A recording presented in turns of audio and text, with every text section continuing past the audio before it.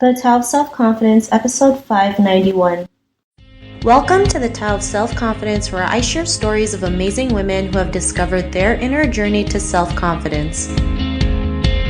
Visit our website at thetaoofselfconfidence.com. Your inner journey to self-confidence awaits. Well, hello, friend. Welcome to the Tao of Self-Confidence, where I share stories of amazing women who have discovered their inner journey to self-confidence. I'm your host today, Sheena Yap Chan, and today I have an amazing lady on the show today. She is a blogger, and I'm really excited to have her on today to share her story with us on self-confidence. So without further ado, I'm going to introduce you to Linh Dao. Linh, how are you today? Maybe you can fill in a little bit more about yourself to the listeners. I'm good. Thanks for having me. My name is Linh. I'm a blogger, and I do this not full time. It's pretty much just something that I do outside of my day job, and it's just a passion of mine. So I just thought, why not? Since I didn't get to major in it, I majored in fashion. So I figured blogging would be a way to meet people and network when I moved out here to California. Awesome. Well, thanks for sharing that. And Linh, what's your cultural background? I am originally from Vietnam. I was born there, and so I'm Vietnamese. Thanks for sharing that. And what'd be your favorite self-confidence quote? It would have to be from William Shakespeare. It's, though she be but little, she is fierce. And I think that speaks to me a lot because I am a very petite person. To put in perspective, I'm only 4'11", and I can be fierce at times, but people take me as a very younger self and someone that's very easygoing. So sometimes you gotta put your foot down to kind of show them how you mean business. Thanks for sharing that. And that's a great quote that you mentioned. And in your own words, how do you define self-confidence? To me, self-confident is something that I had to work very hard towards for. It's a process pretty much. So to me, it's being comfortable in your own skin inside and out. So for example, if I look at myself in the mirror every day, am I happy with that person and how I feel on the inside? So accept the good and the bad, embracing who you are, loving yourself when you are low. So for example, I'm sure a lot of younger women can relate. The younger me went through many bad relationships, and there's also cheating and lying, and that just kind of killed your self-confidence. So it's taken a lot of times for me to learn to love myself and give me the self-respect that I deserve. Thanks for sharing that great definition. I love how you mentioned, loving yourself even at your lowest points, because, sometimes we just love the good parts of us, not realizing it's the good, bad, and every part of us that makes us who we are. So I love that you mentioned that. And Linh, what was your life like before your discovery of self-confidence? Since I moved here from Vietnam, I moved to Washington, D.C. in 2001. So that was when I was 9, and I didn't speak a single word of English. So it was very hard for me to feel like I belong where I was. Everybody looked apart from me, and being Asian. Growing up, I have freckles, and I still do, but people would make fun of me for having freckles, for looking different, and the word chinky eyes, and, people calling you random names. So it kind of didn't help my self-confidence when I was little. So I was very shy, timid, and I never smile. So if you meet me now, it's a completely opposite person. And that was how I was.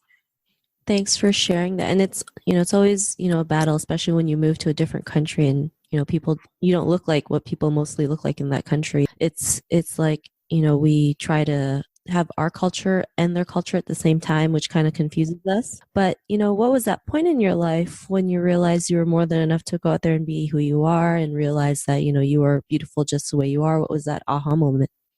I don't think there's definitely that one moment. I think it's all throughout my journey through life and growing up. There's many moments that kind of help define it to make a whole big picture. So for example, when I was in middle school, I joined JROTC. I did cheerleading, I played lacrosse, and many other activities that kind of helped me shape who I am today. So for cheering, I was a flyer, and that put me in the center of attention, and I had to perform. I had to be very preppy and always smiling. And for JROTC, it's like calling commands, and I'm so small and my voice was very quiet. So my sergeant always calls me big person, and he had taught me how to kind of raise my voice and make me sound like a big person, but even though I'm in a petite frame. So that just kind of showed me how to lead and just kind of built my confidence as I go throughout my journey through life. And with every single competition that I did for cheerleading, every competition I did with JROTC or playing lacrosse, people always underestimated my size, but I show them with actions and the results shows. So that's kind of some of my aha moment throughout life. Awesome. Well, thanks for sharing that. And, because of that realization, what's your life been like now? Right now, I would have to say I'm a much happier person. I smile a lot, and I learned to not take life so seriously when it comes to low points in life. I mean, we all have problems that we deal with, and you kind of can't judge what people are going through. And even though I'm a blogger and you see on my Instagram, it looks like I'm always happy or things like that, but I try to keep it real and tell people my honest opinion and kind of just know that there's a story behind me. Not all the time I'm smiling, and I'm also dealing with problems that everyone is dealing with. So, and I'm not shy anymore or timid or quiet. I'm very outgoing, and I speak my mind on what I don't like and what I like. And I just kind of learned throughout life to, like I said, love myself and give the self-respect that I deserve. And I can't expect others to give me that if I don't. And that's something that I would tell other women or younger women who are listening to always love yourself first and just be yourself, and the right people will come along, and the right people will stay and support you no matter what. Thanks for sharing that. And, to the woman who's listening to your episode, she may be in her own journey to self-confidence. What would be that one tip you would give to her?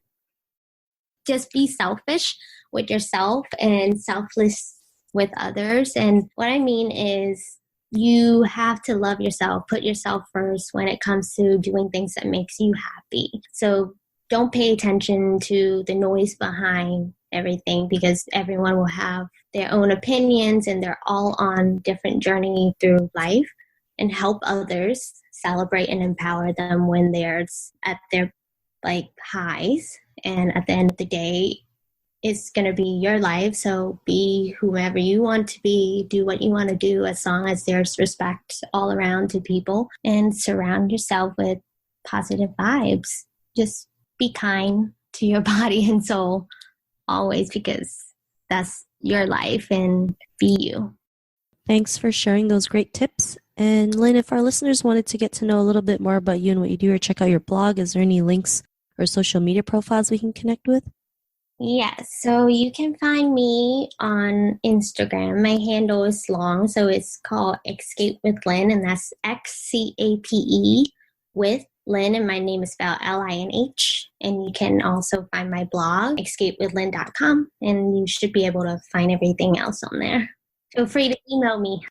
Awesome. Well, thanks for sharing that. And to our listeners, if you want to connect with Lynn, you can also head on over to the taoofselfconfidence.com and search for Lynn's name. Her show notes will pop up along with everything else that we talked about. And I really just want to thank Lynn today for taking the time to share her story and tips with us on self-confidence. So thank you so much, Lynn.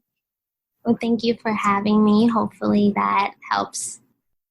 Not a problem. It was really great having you on the show. And to our listeners, be on the lookout for another new episode of another amazing woman's journey to self-confidence. And we'll talk to you soon.